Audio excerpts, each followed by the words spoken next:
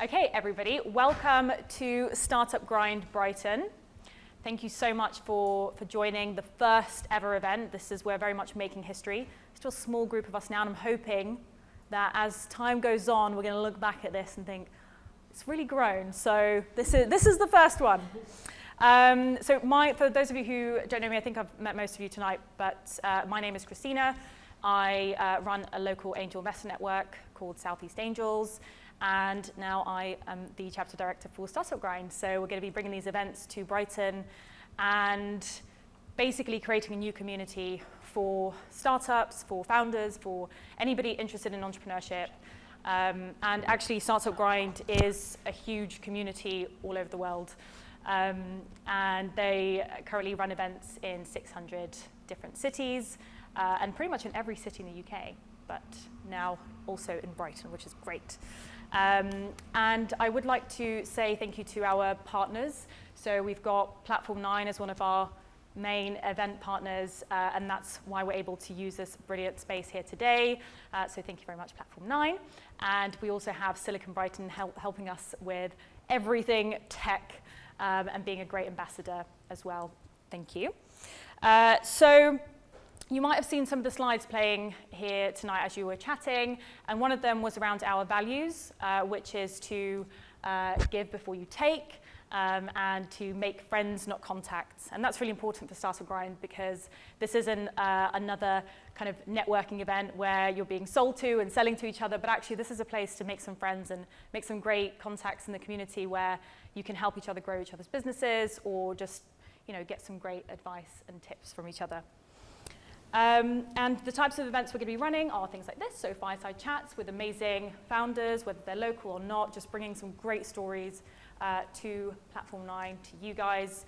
And we're also going to be running some panel events with expert speakers. We'll be running some pitch battles. The first one's going to be in January, so if you are a startup founder and you want to pitch for some kind of prize, which we haven't figured out yet, to a panel of judges, you will be able to do that. And we'll also run a couple of workshops as well, just to bring a bit of a diverse set of events in as well. So, for our first speaker, as you all know, we have Rupert Loman, who just ticks a lot of boxes when we were looking for our first event because he is a true Brightonian, having started his business here in Brighton from when he was 16 and having grown up here, and still a Brightonian and investing in local companies, and recently purchased a local pub. Can't wait to talk about that. So I'd like you all to please give a very warm welcome. Put down your drinks, get ready for the man, the myth, the legend, Rupert Loman. Hello. All right. Thanks. How are you? Should we use these? Yeah, go on. I'm very well, thank you. Yeah, really happy to be here. Thank you so much for joining and for sharing your story. I'm really excited to talk about it. And actually, having spoken to a few of the guests here today, people in the gaming community know all about your story. Anybody in the local gaming community just, of course, have heard of everything that you've done, and you have been successful globally. But actually, quite a few people in the local startup community haven't heard of you because you've kept quite a low profile other than the gaming world. Yeah, I think that's on purpose. So, as you said before I came on, been in the games industry and in Brighton, in Brighton all my life, and in the games industry since I was 16, so 22 years ago. And yeah, we kind of let our work really do the speaking. So, we launched Eurogamer, which is kind of a website in 1999. It got a lot of readers, a lot of international acclaim, but I don't think we really went out of our way to promote ourselves or go to local events or really kind of participate in the local community, like this. So yeah, it's kind of a little bit under the radar, but in our industry, I think reasonably well known. Yeah. So it's a real privilege to have you here today.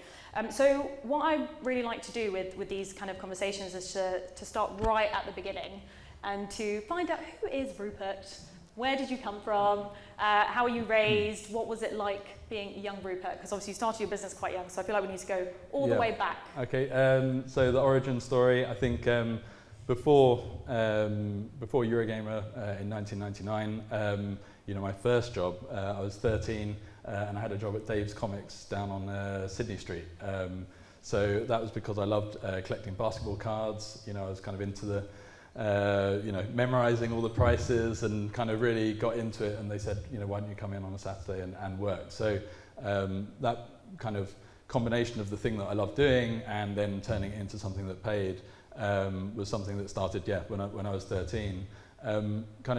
I grew out of that geeky stage and went into another geeky stage of absolutely loving video games. So 14, 15 years old, you know, when everyone else was out having fun, you know, I was playing online games. So I think that's because in my house, I was always around computers. So my dad had a computer software business. My mum was a journalist. And so kind of being around computers felt normal, being on the internet, you know, from a very early age as well, and kind of seeing the power of kind of playing games, you know, in real time against other people, you know, at that time was really, really exciting. So again, I think, you know, with obviously supportive kind of parents and with my brother as well, you know, kind of took some steps to take that community that we were part of, playing against people and playing in tournaments and things, and started saying, well, why don't we run some tournaments, or why don't we run some leagues, or start a website and things like that. So it was a really kind of organic change from, you know, just doing the thing that you love and then turning it into something that, you know, wasn't really a business, but it certainly was a, you know, a project at that point. It started as a bit of a passion project. Exactly. Yeah, and actually, I mean, from thinking back to when I first had a computer, the kind of games I was playing probably wasn't as much of an expert as you. I was playing the one that came with the computer, you know? Yeah. What I think a lot of the gamers will want to know, what were your games that you were playing back then? So the thing that sort of changed our lives were the kind of online first-person shooters. So Quake 2, Duke Nukem. You know, we were doing little LAN parties in our house with, you know, 4 players. You know, kind of in 96, 97, you know, as kids, and then actually in kind of 98 and the start of 99, we started doing some larger LAN parties. So we kind of charged some people, you know, £20 to come along. They'd bring their computer, you know, at the time where computers were really heavy, and this was actually quite an ordeal, but they'd bring them, you know, we did some at Foundry College in Brighton, we did some in London, and my brother, who's 4 years older, called up some companies, because, you know, I think my voice probably hadn't dropped at that point, but he called up some companies and kind of said, you know, we're running these events and we've got, you know, 20, 30, 40 people coming along. Would you, you know, be interested in sponsoring, or, you know, of giving some prizes and things like that? So, you know, they loved it. I think they found us quite a curiosity, you know, kind of, you know, who are these kids, you know, kind of, what is all this online gaming stuff? So yeah, we kind of got a bit of early support from the industry, and the events grew, and then eventually turned into Eurogamer. Wow, okay, so it started off as a project. At what point did it become a company in your eyes? So we founded a company, so there must have been a thought that it was going to be a business. I think that was, you know, at the end of 99. So after we launched the site, we said, well, let's start a company. But I wouldn't call it a business until maybe a couple of years later. So, you know, my sixth form became a gap year where I was, you know, kind of enjoying doing this stuff, and you know, we had, you know, kind of getting readers for, you know, because we were at that point writing reviews and news, and, you know, kind of people were finding our website and loving it, and that kind of kept growing. But yeah, it was a couple of years later where a company came to us and said, we'd like to advertise to your users, and that meant we had to redesign the whole website because there was no banner ads on the site, you know. So yeah, we kind of, I think it was probably around 2001. So yeah, when I was about 18, that this kind of hobby actually felt like there might be some legs in it. Wow, okay. And so obviously you started, as you said, the company with your brother. What was that like? Was it quite challenging at times, or did you not really, was it just a bit of fun at the time? Yeah, it's a weird one, because I think most people would say they wouldn't want to run a business with their siblings, you know, or with their parents. You know, I think for me, you know, we were always a close family. You know, he was the programmer, you know, I was really in the gaming community, and it felt that was kind of a good mix, and we just did stuff together. So I don't think we really thought about it too much. I think if we had, you know, maybe it would have been different. So yeah, kind of we fell out from time to time, but I think there's something unique in having a family business, which is that, you know, no matter how much you disagree or you know, might want to do different things, ultimately you're on the same side, you know, as in there's, there's no kind of stronger bond, I guess. So it meant that, our parents were always very supportive, whether it was driving me to the Worthing Bears to sell basketball cards when I was a kid, or, kind of taking us to gaming events or whatever. But yeah, kind of, they always supported it.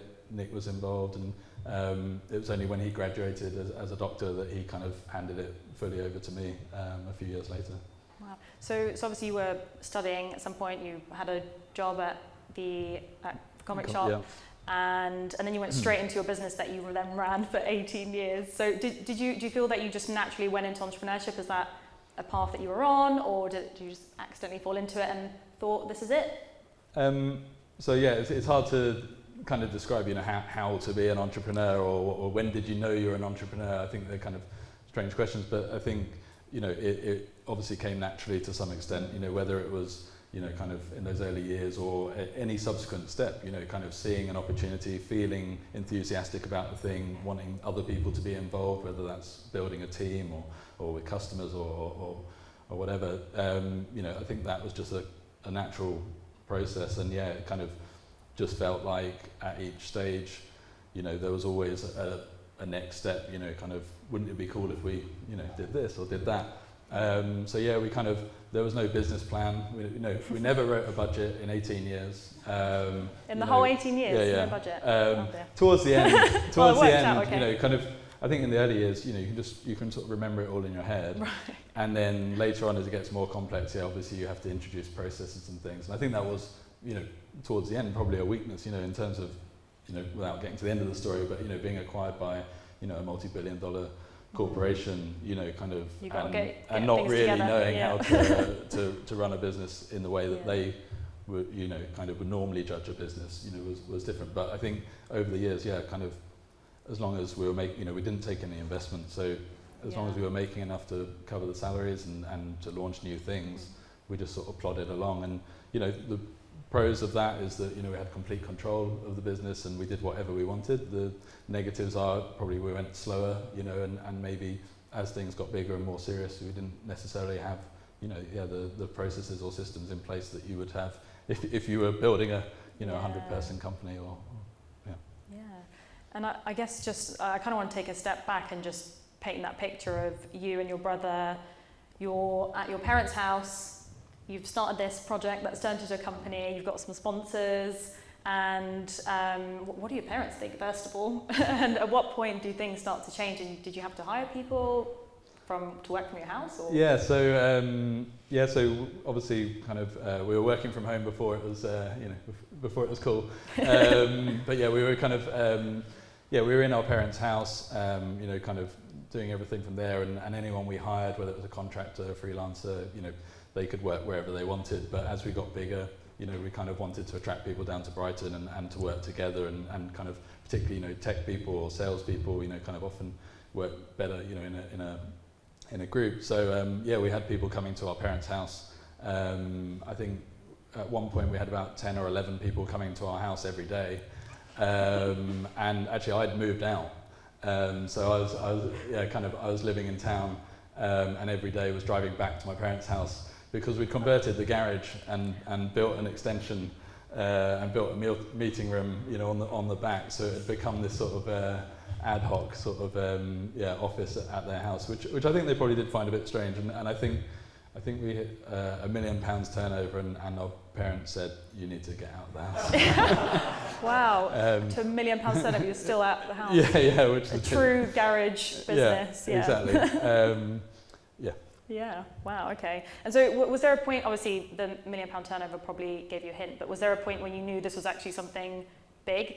Do you know what I mean? Like that it's something that you can actually grow into a big company that's Yeah, I think it's strange, isn't it, if you're working on your own or with friends in a garage, and you're writing or creating videos or putting things out on the internet, and you're seeing the kind of web stats, and you're seeing, you've got millions of unique users or tens of millions of page views, but you're just still hanging out, going to the pub, kind of with your friends. So I think there was a moment in 2008 where we launched kind of our first new event, the Eurogamer Expo. So we hadn't done events for years, we'd focused on the websites, and we put tickets on sale, and we sold a few thousand like straight away. basically to our community. You know, they loved what we did, they liked the idea of this, and it was the morning that we went to the show on the first day. We'd been there late the night before setting up, and then it was at the old Truman Brewery in Brick Lane, and we turned up and there was a queue all the way down the road, wow. and all the way around Truman Brewery, and all the way back round, you know, and like the stewards were like, you know, kind of had to set up barriers, and you know, they were getting worried about, you know, blocking traffic and stuff like that, and we were like, oh wow, like the power of the things that we've written on the internet can bring thousands and thousands of people together, you know, to a location just because we said, you know, come here at this time. Yeah. So yeah, that was a bit of an eye-opener really, to see real people rather than just web stats. Yeah, you realise like, oh my God, we've actually done something for him. Did you think now we have to kind of put in some processes and control it in some way, or you were like, let's just see what happens? The events were a learning experience. Yeah. So you went from, just for people who might not know, so you started off with the online community, essentially it turns into a media company, and then the expos and events? Yeah, that's right. So it's was a sort of traditional media business. So when we started, you know, we were launching a website when most people were getting their information from magazines. So, you know, kind of, you know, we just thought it was a better way of doing it, you know, getting your reviews and your news quicker, you know, and maybe more independent, and, you know, great writing. You know, there weren't many people doing it online, and, you know, in the late 90s. And yeah, kind of, that kind of first site, Eurogamer, was this kind of, you know, everyone, I think, well, lots of people loved it. You know, it had this kind of reputation, it had great writers, it had great credibility, and that really meant that anything else we wanted to launch subsequently, whether it was new websites or video, you know, YouTube channels, or, you know, kind of other projects, and indeed the events, you know, kind of all was made a lot easier because we'd sort of built such a strong reputation, and kind of this, yeah, kind of had so much goodwill in the industry. So kind of didn't really make any money for many years, but as a basis to do other things was, yeah, really strong. Yeah, and so I presume your role changed as the company grew. So how many people did you grow to in terms of team? So yeah, when we sold, I think it was about 100 full-time staff, Okay. and then quite a few others, you know, kind of franchises, licensees around the world, and freelancers and contracts and so on. So it was, you know, felt very, very different, you know, in terms of 5 or 6 people in a garage, you know, taking on the world, you know, to kind of what it is to run a you know, maybe a medium-sized business, you know, what that means in terms of HR, processes, you know, things that we, you know, kind of felt, just because we weren't interested, you know, pensions, stuff like that, we weren't really interested in them because we were teenagers, you know. And then as we were getting kind of older kind of people joining, and as everyone was kind of maturing and the company was growing up, you know, people were demanding different things from us, and so it was often very reactive, you know, kind of, we didn't really have much in the way of, you know, all the things you take for granted now, you know, cool startups in terms of benefits and things. We didn't really do any of that because we weren't interested in it. So I think that lack of being an employee or being in a corporate environment, or, you know, working, yeah, kind of out in the wider world, probably meant that we were slower to kind of develop and adapt when it was getting serious, you know, like, you know, more revenue, bigger teams, you know, bigger deals going on. You know, we were kind of learning on the job constantly, you know, for 18 years really. Yeah, you just kind of had to make it up as you went along, essentially. Right? Absolutely. And so you mentioned that you obviously haven't raised funding at any point, which is amazing that you know where you got to without that. And obviously having these kind of growing pains or having to learn as you go, did you ever have a mentor, or like who were you going to for these kind of, you're suddenly growing a big business, who was supporting you? Yeah, so obviously parents were, you know, kind of a big part of the story, you know, from the beginning all the way to the end. You know, my dad was still running the accounts, you know, kind of right at the end when we sold the business. You know, again, that's sort of a really nice thing that we could have that consistency and everyone believed in the family business and everything else like that. However, you know, in negotiations and due diligence with, you know, kind of top lawyers and kind of you know, a sophisticated buyer, you know, that's buying lots of companies, whereas we were only going to sell maybe one in our entire lives, you know, there's a bit of a mismatch, you know, so it kind of was quite difficult, I think, you know, on for example, my dad, you know, kind of to be providing the data in, you know, to the level of a PLC at that point. But yeah, so parents, but also we had a chairman, Greg Ingham, who was with us for more than 10 years, and he ran Future Publishing for about 10 years before that, so they were a competitor and kind of well known in the industry. So yeah, he was kind of a sort of personal mentor to me as well. Amazing. So yeah, proper family business, essentially all working in it, I guess. And so I mentioned earlier about the kind of your role changing. I think there's something that most founders experience from as the company grows, their role has to change, and either they decide to hire somebody else for that, or they have to change. So there tends to be this transition going from you're a founder, you're a manager of other people, and then suddenly you have to lead this huge company. Did you feel those transition points? I think it's a gradual thing, and so you're kind of just constantly adapting as the years go on. You know, I do feel like even though it was kind of 20 years in one company, the garage startup to kind of launching new products and building a team to then, the kind of growing pains of keeping a company culture together if you've got 50, 60, 70 people, all with kind of competing demands and lots of different projects going on.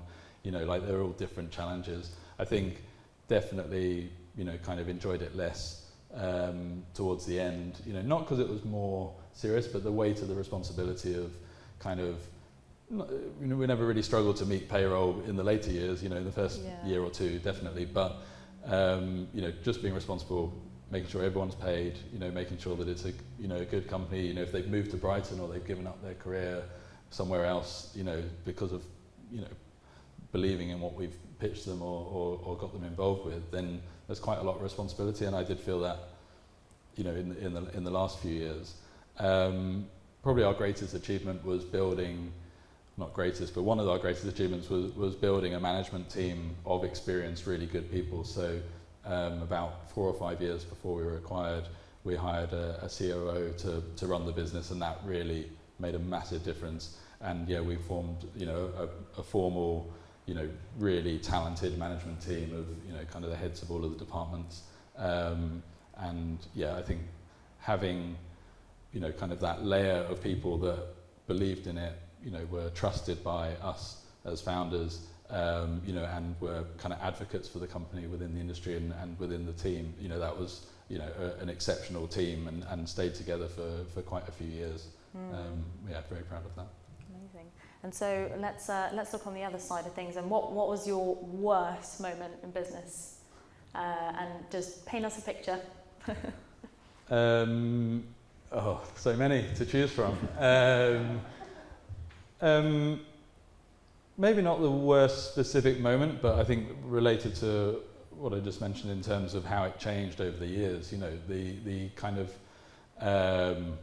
the kids taking on the world, the excitement of the early years, and then it getting bigger and more serious. That was kind of us, but also the world and the industry changing at the same time and adapting to that. I think we adapted well to some of the kind of tech or product changes. Whether it was the introduction of smartphones and kind of mobile sites, or whether it's the introduction of video or influencers and kind of all those kind of big changes that we've lived through.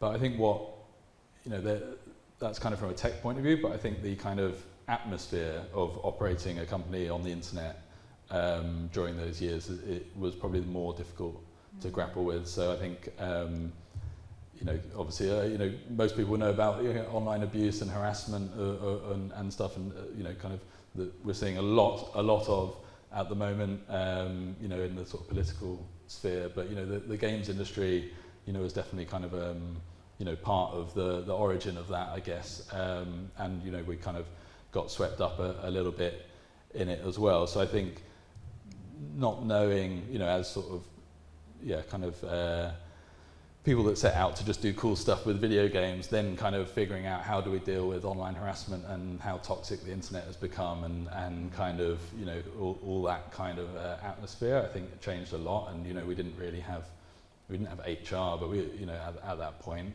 but we also didn't really know how to prepare or kind of how to respond to that kind of changing in atmosphere. So I think that's a definite thing that has sort of made it less pleasant to run an online business these days. Not just a journalism business, but sort of any business. You're open to obviously criticism or hate mail and death threats and things like that. Which is pretty mad, really. You mentioned before a story to me of this threat that you got. Are you able to share about that? Yeah, I can't talk about it in too much detail, but when we were setting up one of our events, there was a suspect package found, which meant that the bomb squad and various others had to come in, and while we were building the show, the whole place had to be evacuated. Not when any attendees were there, but the day before.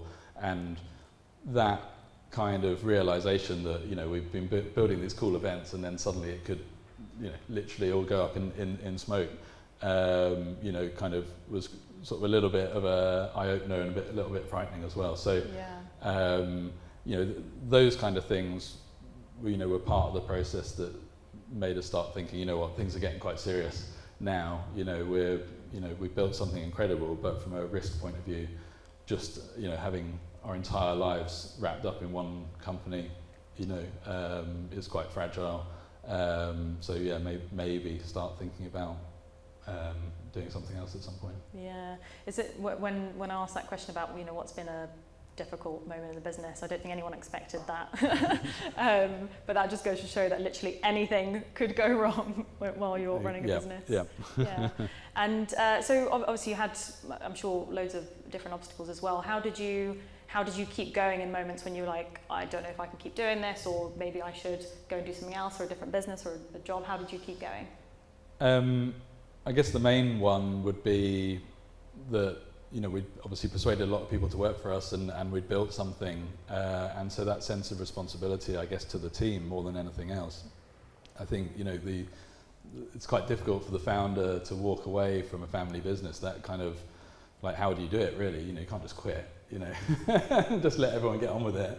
You know, maybe you could, you know, get successors in and step back, you know, or ultimately maybe sell it. But yeah, that kind of, you know, sense that we, you know, staked our reputations and our working lives and you know, kind of built something. You know, you just, like I say, the responsibility was you know, it can be a negative, but it can also be harnessed as a positive. So yeah, there was never really any sense that you'd like actually give up or stop or find something difficult. We were sort of, always just trying to, any obstacle we're just trying to overcome however we could.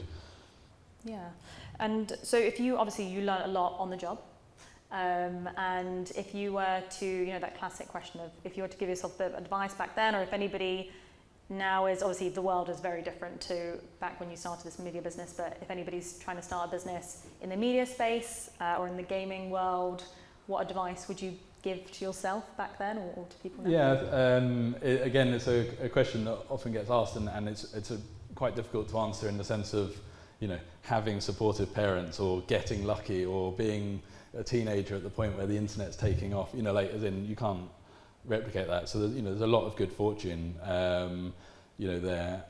In terms of, like, sort of more specifics though, I think, and I know it's a bit of a cliche, but obviously figuring out what you actually want to do and what you're trying to achieve, you know, so your objectives, and then working back from there is, you know, it's a classic, but it you know, it is true. You need to figure out what those steps are that you want to take, you know, to kind of achieve what you're trying to do, and being clear what you're trying to do. And once you know that, I think it's about focus. I think we got distracted because we could do things, we did things, which was probably, you know, kind of in hindsight, we just did so many little things, and kind of went down different rabbit holes, and kind of, kind of in hindsight, we should have just gone, you know, full steam into the, you know, the few things that we knew were going to be really big, rather than getting distracted. So I think focus is definitely one.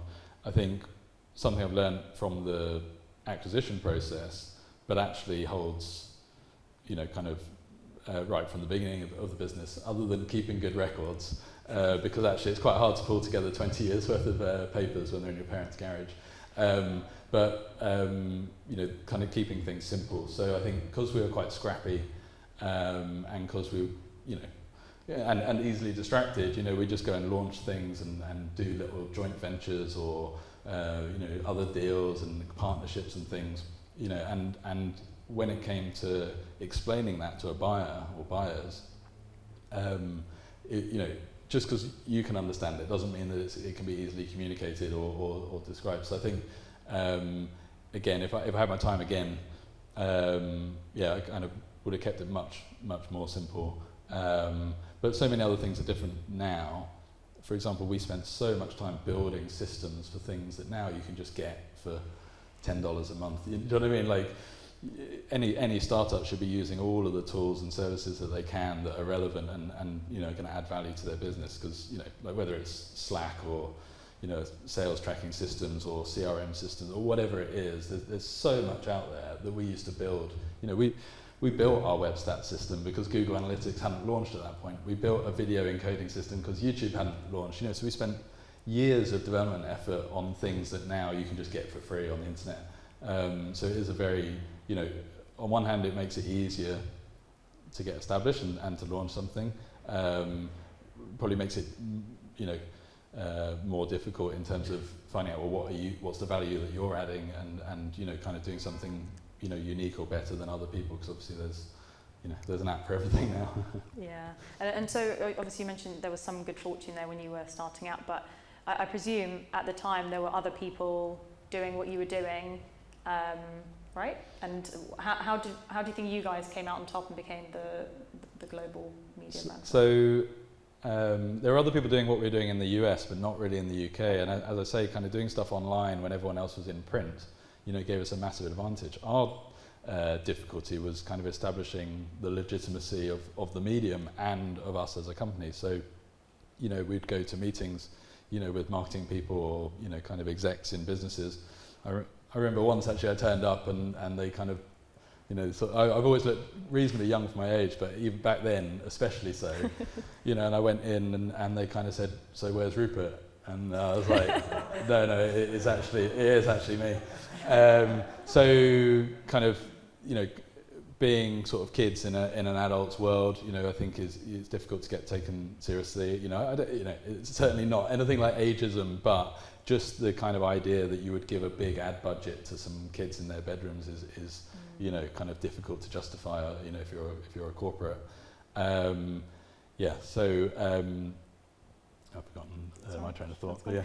But so obviously, if you had to convince people and to essentially give you sponsorships, do you think that you guys were good at selling, or you just, because you loved what you did, it just no? Didn't work? Sorry. Yeah. To your previous question as well. You know, we just focused on doing really cool quality stuff. So it was about the editorial with the most integrity. You know, kind of the best writing. You know, the best design. You know, just the best product. And actually, we weren't very good at sales, but you know, we were, you know, kind of doing such a good job that people wanted to support us and to give us money. So yeah, we only really brought in a, you know, dedicated salespeople. You know, I did all the ad sales myself for 5 or 6 years before we brought in a salesperson. But I wasn't really selling. I was just taking orders, really, you know, from people that wanted to be part of it. So and it was amazing. I thought I was good at it. And then we brought in like a proper salesperson, and he was like, "This is how you do it." So yeah, we learnt a lot from the people that we hired, and the fact that they were specialists in those areas. Cool. And so you mentioned the acquisition. So I really want to talk about that. Obviously, 18 years running the company, and suddenly you are handing it over.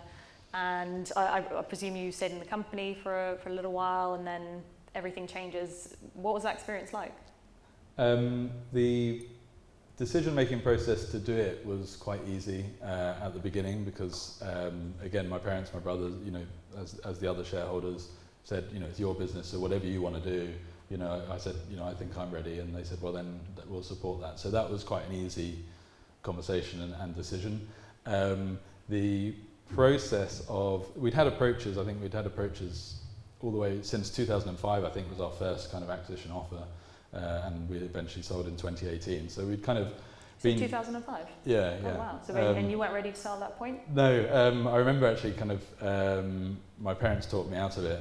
Oh, were you going to sell? Yeah, because I basically said, wouldn't it be amazing because I'll be able to like buy a flat? And they were like, well, if the goal is to buy a flat, then, you know, I'm sure we can find a way, like, you know, get a mortgage or, you know, kind of whatever. So they were like, you know, you probably don't want to give up on your career just because someone's come knocking and you know there's a little bit of money. It doesn't mean that it's necessarily the right time. So that was like some pretty good advice that I'm very thankful for.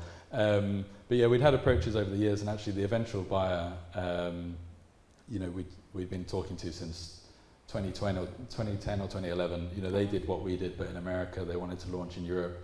We weren't ready, and but when we kind of did start thinking about it again in 2016, 2017, you know, we'd stayed in touch, and I think that kind of trust and the relationship that we built up, even though we'd had other offers and, you know, kind of did consider them quite seriously, you know, we were quite, you know, confident that this was the right one to go with. That was the nice bit. The actual process of working with a big corporate, you know, with such a mismatch in resources and expertise and knowledge, whilst also trying to run the business, whilst also trying to explain it, whilst providing all the data, whilst keeping it secret from your staff, you know, like where you get a calendar invite and you're like, oh no, delete it, like, because I've shared my calendar with my team, you know, that kind of stuff. So it was a really like, high stress situation, and particularly when they came and did sort of due diligence in person, you know, you've got suits, and we're like saying, please don't wear a tie. You know, we're all in jeans and t-shirts, like please. Oh, and at that point it's still a secret. Yeah, so yeah, like please don't come into the office and start going through things like that. And, you know, and they're like, so they took their ties off, but they still had a full suit on. You're like, this is not getting it. But yeah, so that process was pretty grueling, to be honest. You know, very happy with the outcome and that we did it, but we were not ready for it. And a lot of the advice that we've been given, you know, which we'd kind of assumed was just like things we might want to do, like for example, get everything prepared in advance, you know, so that when they say, you know, can you send over, you know, all of this information, you're not scrabbling around to get it. You know, you want to be able to provide your information really, really quickly. If that takes a long time, then by the time you've kind of got everyone comfortable with it, you've got to reforecast. You know, because like 3 months has passed, so it's like, oh, well, what was your trading for the last 3 months, and how does that affect the coming, you know, so it felt like we were in this 3 monthly cycle, so it took about a year to do the deal in the end, which was, you know, longer than it should have been. And then after, so you've done it, and then most founders go off and do something a bit mental sometimes. Did you do anything? No, we didn't go crazy. We didn't like, I've got some friends in the games industry. You know, there's been a lot of M&A in the games industry recently, and for some crazy prices. And yeah, some of them have done some pretty interesting things. But no, we're kind of, I think, reasonably grounded. So other than traveling the world for 6 months, you know, which was great just to do that just before COVID. You know, that was a bit of a treat, you know, but that was more about disconnecting rather than, you know, like spending loads of money or anything like that. So yeah, that was fun. But yeah, no, nothing too crazy. Still live in the same house. Yeah? You haven't bought your flat? Still haven't bought a flat, yeah. Cool. Okay. And then, you know, so I worked there for a couple of years, you know, to do the handover. But after about a year, that was, you know, they'd kind of taken it over, and you know, we're kind of getting on with it. So yeah, didn't need to do too much. And yeah, after traveling, but also before that, kind of started getting into angel investing. Hence why we're here. Yeah. So did you kind of already start thinking about the fact that you wanted to start angel investing as you were leaving the company, and was that your kind of next step that you thought? It wasn't meant to be kind of a career or a profession, you know, that I was like, this is what I'm going to do. I knew that the normal thing for founders who exit, you know, then go and support other startups, you know, whether it's locally or in the same industry, or find their new passion or whatever. So I knew that was going to happen, and you know, did do a couple of deals early on. I think it was only kind of a year or so in that I realised how much I was enjoying it. The imposter syndrome of kind of working with founders didn't materialise, because actually everyone's going through the same challenges. You know, after 18 years, even though I haven't trained in anything and haven't got any particular skills, it felt like every conversation, you know, I felt like I had something to add, or you know, kind of, yeah, felt like I've been through all these experiences, you know. So yeah, kind of that was kind of really pleasing, because I think I was worried for a minute there. And you're like, I'm actually quite good at this. Yeah, and I think I didn't have that sense of a lot of people sell and then have this like a kind of empty hole in their lives where they go, I have some money, but I have no purpose. I'm no longer leading a team. I don't know what makes me happy, you know. And I've spoken to friends that have, you know, kind of, you know, been depressed or kind of really struggled with it, which, you know, sounds like, because it's the dream, right? Everyone assumes that it's absolutely the dream, but people do struggle with it. Often then they start a new business straight away, or, you know, they start doing exactly what they were doing before, you know, or do mad things. And you got into investing? Yeah, I got in the investing side, and I find it quite rewarding working with entrepreneurs, you know, more, you know, advising as well as investing. So not just kind of write a check, you know, and go to a dinner party and talk about it, like actually working with founders and trying to add value to the business, I think is really important. Learning about how it works, and, you know, kind of, you know, it's been a learning experience for sure. And kind of using it to build a network and actually think, well, what might be next, or if there's one of these businesses that I've invested in where maybe I could take a more hands-on role, or, you know, kind of help in some other way. So actually, because I, you know, haven't got like the next big idea, but there are so many founders that do, and so to work with them and to support them and then kind of see what that might, you know, come to is quite exciting. So what was your first investment, and what was that process like? Did you kind of just meet somebody, or did you actually seek them out? How did your first investment come about? The first one I think was a company called Claimer, who do R&D tax credits. They're automating it. Oh, not in the gaming world, the first one. Sorry? I expected the first one to be in gaming. Well, no, I mean it kind of is, because it was a site called Videogamer, our big competitor that we hated for years. It's not true. But we, you know, they were our competitor for years and years, and, you know, kind of spoken to the founder a few times. He sold that business and started Claimer, and as soon as he launched it, I was like, this is a really good idea. It's needed. You know, my experience of R&D tax credits and that kind of stuff is kind of slow and expensive, and, you know, could do it being shook up a little bit. So he posted that he's launched this business on Facebook. I saw it and said, I'd love to get involved. He said, I was just about to email you and say, would you like to get involved? So kind of I was the first angel investor in that. They did a bigger round of funding, and it's going really, really well. So that was the first one. I did another one, and it was really good because it failed really, really quickly. And it was a real wake-up call, because, you know, you just assume that, like, you get involved and then in a few years later you're going to get a big check back and it's going to be amazing. And it was a really good lesson that the kind of portfolio kind of I guess theory that, you know, people come up with, and the idea that you're going to have one hit maybe if you have 10 or 20 investments, and you might get 2 or 3 that return something, and you're going to have a lot of failures.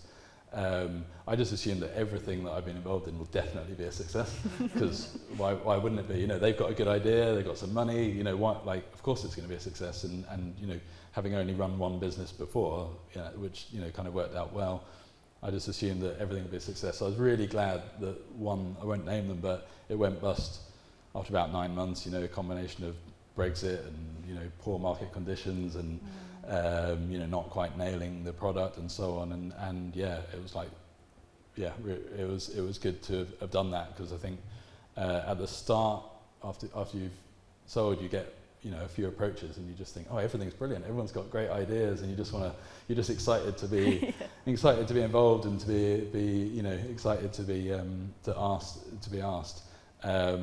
Now 3 or 4 years in, you know, kind of receiving 20, 30 decks a month, maybe, probably more. You know, you can't do all of them, and actually you realise that, you're probably only going to invest in 1 in 100 or whatever the stat might be. So kind of getting that deal flow, getting, you know, kind of talking to people, seeing lots of businesses helps you start getting an understanding of what actually is going to work and where the pitfalls are going to be. And like I said, it's a really, really good time to raise money at the moment. The industry is awash with money. It's kind of scary, and valuations are crazy, but at the same time, you know, most of these businesses are going to fail. So from that investor perspective, it'd be great to hear what, now that you've been through some learnings, And I feel like actually most investors have to learn those things themselves, even though everybody's telling you, kind of have to experience it. It's great that you did it early. Have you created yourself some sort of investment thesis where you're like, these are my key things that I look for, otherwise it's a no? Yeah, I'm getting there. I think, again, at the start, it was quite easy to think, write big checks for everyone. And then actually, no, you need a strategy, like how many companies you're going to invest in, what's your sort of, operate like a mini VC, what's your fund size, how many companies, what are your sectors, kind of what do you look for? Done a bit of reading on it, but there's so many guides online about this kind of thing, and they do ring true. I think you have to do a bit of it yourself to then kind of understand why they're saying it and so on. When you do it with no experience, or when you read about it with no experience, it's harder to take in. Once you start doing it, you realise, again, all the cliches, team, is the most important thing. Like it really, founder and team, it really is so important because, one of the businesses invested in is doing really well, but they're doing something completely different to what was on the deck, Right. So, again, it's all cliches in terms of that ability to pivot and adapt and, so actually it's team, is so important. I found obviously working with other people, I think sole founders, it's really hard to do it on your own. I think, kind of ideally you'd want to see, at least, 2 or 3 strong people rather than one person that's trying to do it all on their own.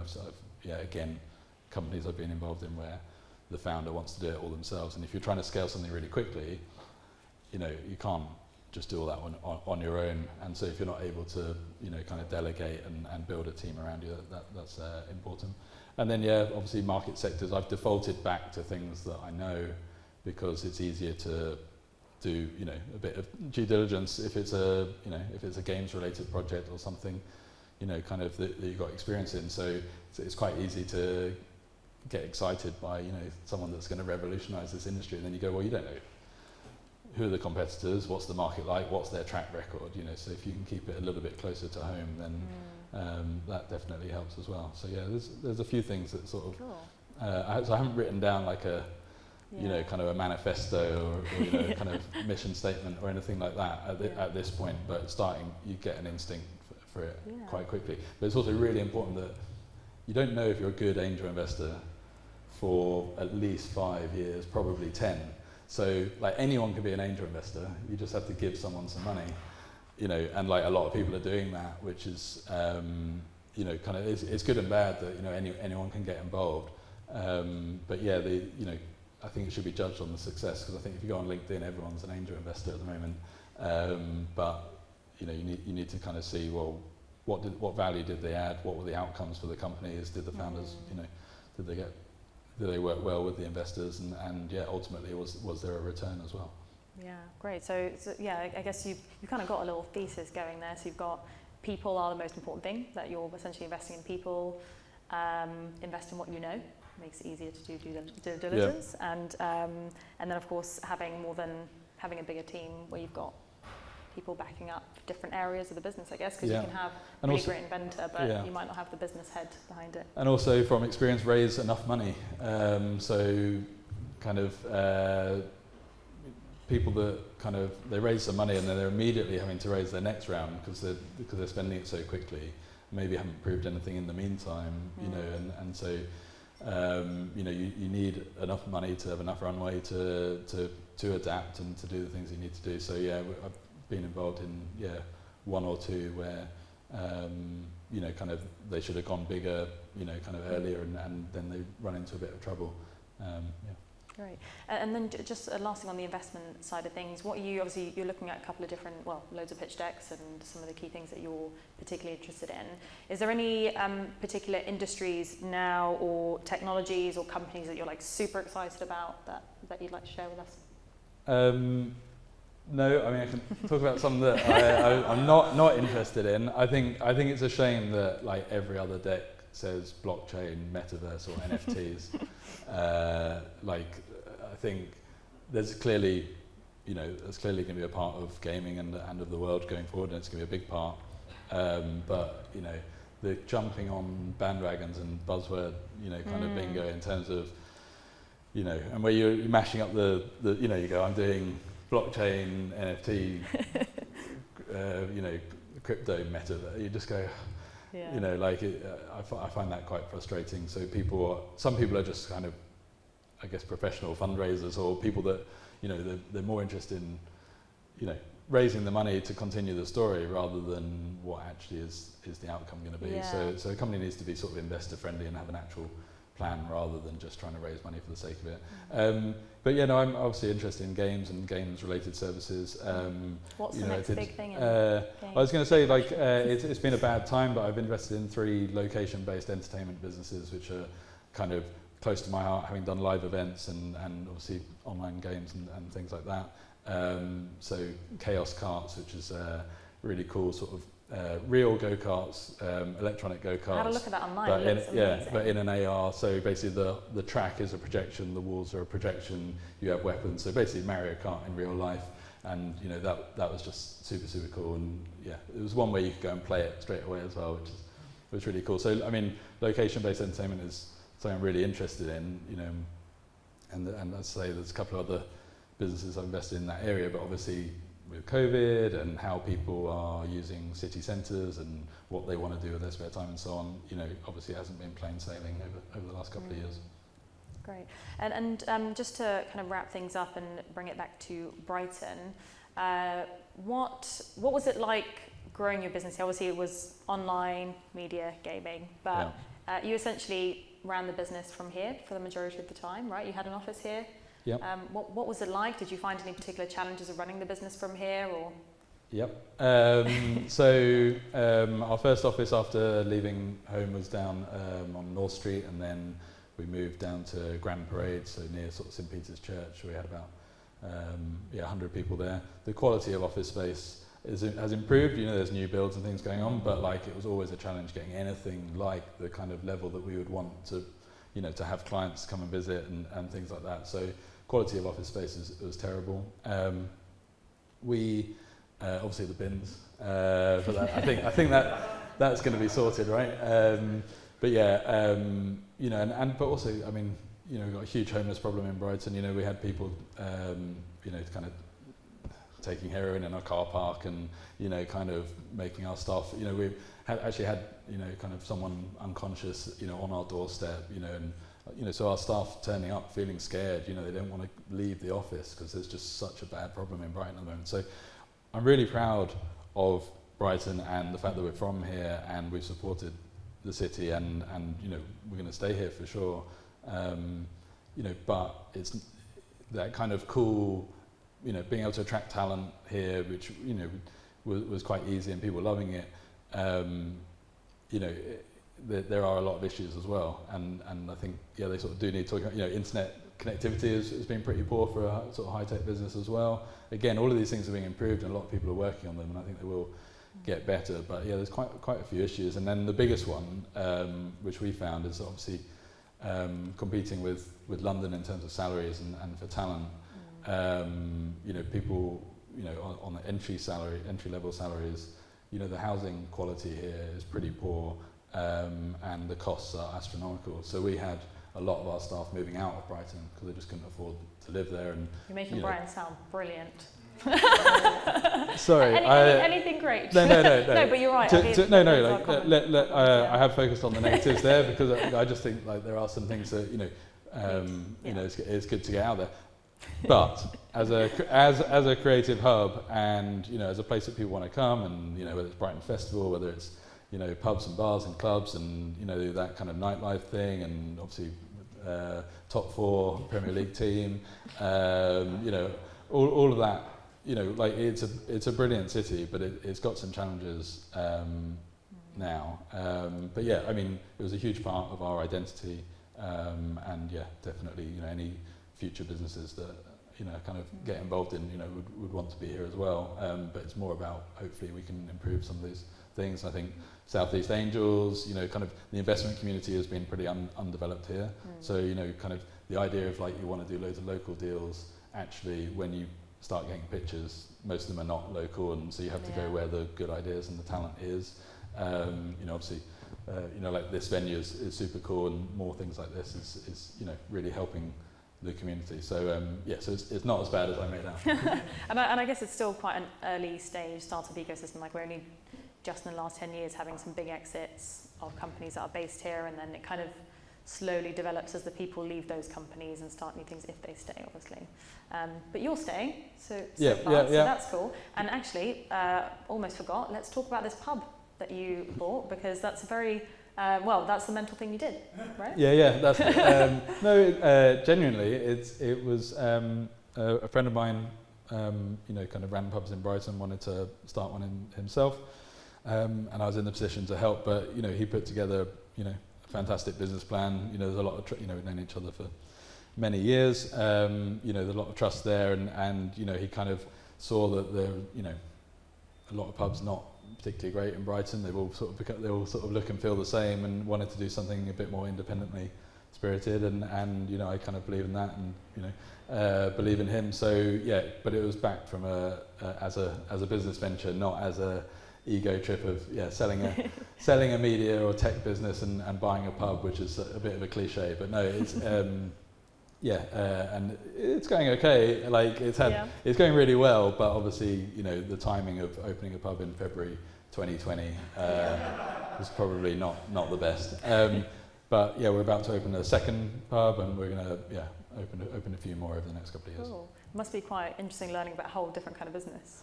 It's cool to see it from the other side, because obviously kind of visiting pubs is fun, but actually hearing some of the horror stories and what it's like, which I probably can't say on stage, but there's some it's a pretty interesting business. What's the pub called? Oh, sorry, the Quadrant. Right. Are we moving there now? Sorry? Are we moving there? Yeah, we could do. Is that one near the Clock Tower. So I mean, it's one of the oldest in Brighton. It was founded in 1840, but it sort of kind of lost its way a little bit, over the last few years. So I think we're sort of re-establishing it back to its former glory, hopefully. Brilliant. And on that note, I think we're going to go into some natural questions. Hi, thanks for your time. Super interesting. I wondered, and I appreciate you might not want to divulge details, but I'm wondering about the economics of valuing a gaming company, if there's any peculiarities for that industry, and if I'm going to be cheeky enough, piggyback a part B question, which might be low. You've got the interest in the karting company. Do you have any strong opinions on the gaming sim racing space and what's been happening there, and the kind of potential value? A little bit on the spot, but I mean, obviously there's been a few sim games companies that have been obviously Codemasters selling to EA for a huge amount of money. I think there's been a couple other deals that have been big money. I don't have a particular insight on those, other than the trend of game developers and game publishers, the multiples increasing, to me feels unsustainable. But then when you link it back to, I guess, the overall economics of the money that's being printed and kind of people needing to allocate their capital somewhere, you can see why it's happening, and I don't blame any of the founders for sort of taking the money. Like they're just being waved massive checks at. A lot of these companies, it's not clear what the overall strategy is for the acquirer. They're just buying more and more studios and just not necessarily looking from the outside that they're adding any value or like there's any synergy between them whatsoever. So it just looks like a sort of financial roll up, in terms of raise some money from the markets and make sure that your acquisitions, kind of tick the boxes in terms of those multiples that you're paying to make something bigger, to raise some more money, to do it again and to do it again. And obviously with probably 8 to 10 active multi-billion-dollar acquirers all circling a limited number of developers, game developers, you're seeing why the prices are getting crazy for companies that maybe haven't had a hit, don't own their IP, it's not really clear where the value is. My instinct is it's a massive bubble, but every time, that's like, you can say that about the public markets as well, and they just keep going and keep going and keep going. That doesn't mean that it's not a bubble, but it's just difficult to understand when or how it's going to end or come back down to earth. I think some of these acquisitions, I guess, are going to have to be massive flops for then people to say, hang on a minute, maybe this isn't the right thing, maybe we need to get back to quality. But yeah, so yeah, it does seem like a pretty crazy time at the moment. Thanks. No worries. I'm going to try and sneak in 2 questions as well. Sure. Looking back on it, what do you think is, for startups, is the first key hire? Is it sales, marketing, finance, talking about finance spreadsheets? And then my second kind of sneaky question is, do you think, in retrospect, it would have been better to look for funding sooner? So it's not a cop-out, but I think you need each of the disciplines to be represented. So obviously, depending on what you're trying to build, you know, a lot of people will say we're going to raise an angel round and build the tech, and then we're going to go and commercialize it or do marketing or whatever. So there might be a natural order to how you do it. I think the one thing I've seen from the angel investments that I've done is that a lot of people do that and don't focus on the commercials early enough. So yeah, receiving decks where people have said, oh, you know, I raised £1 million and I built an app, you know, and we've got 100 users, and then so now all we need is 2 million more and we'll get 1 million users.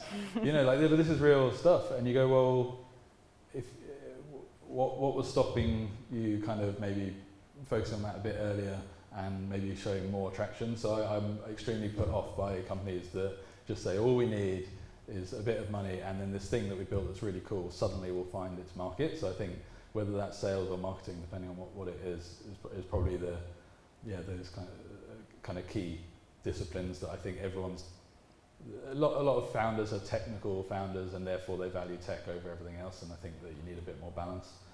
What was the question? Second question. So. About funding. Oh yeah.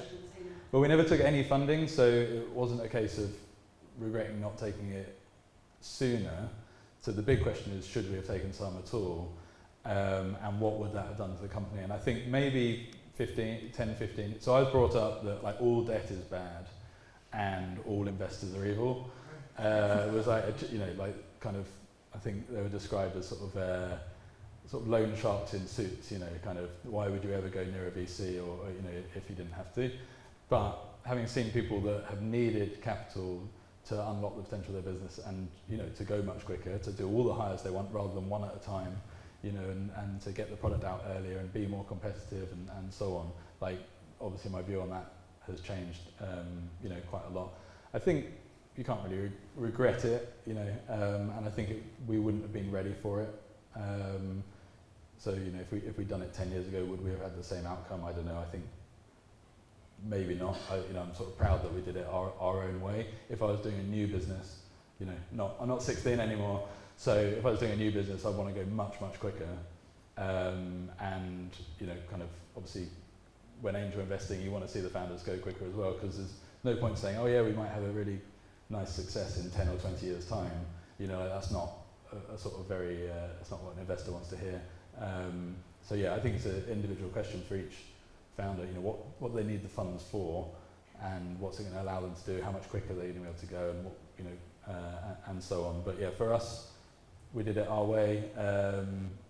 But yeah, maybe, definitely if I was doing it again, I'd probably do it differently. But that's not; those two things are different. Yeah. Earlier on, you were asked if you'd do anything differently, looking back in hindsight, which is easy. And you said you'd be more focused, and perhaps not delve into your distractions as you called them. But what would you say to the argument that is an inherent part of what's made you entrepreneurial, and you can't dissect those two things, that at the time you probably thought those side projects could have been the one? It's a great point, and I agree. You know, it's kind of my personality. You know, it's the team. It's what we wanted to do. So you can't really regret that. I think what we probably didn't realise is how good and what the potential was for some of the things that we were doing quite well, and then not allocating more resources to them. So I think, you know, I think Eurogamer was probably the 3rd or 4th biggest sort of gaming site in the world. You know, but there was nothing really stopping us going for number one. But instead we were like, oh, let's go and launch a kids games site, you know, which was a flop because we didn't know what we were doing, you know.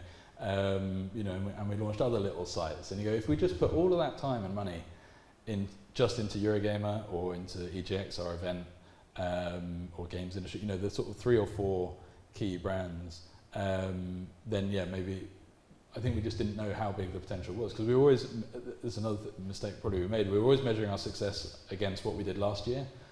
So we're like, oh, we're up 50%, that's amazing. And it was only like when we were, you know, kind of got exposed to some of the numbers that other people were doing, you know, much later on, you go, oh, actually, we've been maybe underselling ourselves, or we've been a bit too, you know, kind of maybe our ad rates were too cheap, or, you know, kind of the only context we had was our own, you know, we didn't really have that kind of market data or that bigger picture analysis. I think we were just 2 heads down, just going, oh, we're just doing what we're doing, and let's just keep it going organically. So yeah, so in a way, you kind of, again, you can't get too hung up on it, but it definitely, you look at, you know, what could we even have done much bigger and better than we did, and you go, yeah, there were some things there. Is it about the pub? It's not about the pub. I'm Sam Royal from Platform. Oh, hi. I arrived a day, sorry, I arrived in time for the Brighton, the Visit Brighton, bigging up of this place. Yeah. I just wanted to ask a question on that, but it's about the gaming side of things in the city. There seems an awful lot of, I mean, you might discuss this earlier on, but there seems an awful lot of gaming businesses, quite successful businesses. Unity are here, and you, Yeah. and so on. And I just wanted to really understand why that is, or what's your view on why that is, because it seems to be known for that. If you have a view. I don't know for sure. I mean, if you go back 20, 25 years of, you know, some of the studios that were founded, you know, whether it was Climax that became BlackRock, and then when Disney shut down BlackRock, I think 25 indie studios formed just from the staff, you know, when it was broken up, just at the point where, you know, kind of indie games and small teams were becoming viable. Unity is a weird one, because I don't have much dealings with them. You know, I think they, from other developer friends, you know, they've pushed up salaries in the area, and they've hired a lot of people, and so I don't know whether that influence on the local market has been entirely positive, but I think they sort of keep themselves to themselves, and they've got a lot of people, you know, kind of working in town. I think, you know, if you look at, there's a few hubs, you know, whether it's Guildford, Brighton, and a few others, but there's a few towns that seem to have a gaming sort of history and sort of kind of prestige. Do we make enough of it in Brighton? I don't think we do. I don't think there's anyone really bringing it all together or talking about those successes, and there's quite a lot of churn of companies starting and closing, and a lot of talent moving around, and so I don't think anyone's really on top of that. And yeah, maybe I think also, you know, obviously we've had some exits, but not many, and we've had some failures as well. So I wonder whether, you know, obviously Gobo got bought, which is great, and there are a couple others, but maybe it would take a big sort of blockbuster success to kind of make people sit up and notice a little bit. So I think, yeah, kind of, and I was saying earlier when we were chatting, you know, all the gaming companies and local companies have been very supportive of each other over the years, you know, socialising and kind of doing events and things like that. But over the last 2 years, obviously, you barely see your own colleagues, let alone people from other companies, you know, so I think, and the working from home environment and everything else. So, so I think there's been a bit of a reset over the last couple of years, so it'd be good to see that all sort of come back a little bit. And I know there's a lot of the founders want to see that happen. You know, there's a few things that go on, you know, like organised dinners and things, but I think there needs to be maybe a bit more of it. So maybe there's a role for you guys in that as well. Cheers for that. That was great. Thank you. I hadn't, on your part, unfortunately. I hadn't been for a beer for like a year and a half since this all kicked off. I went in the other day, last Friday. Oh, yeah.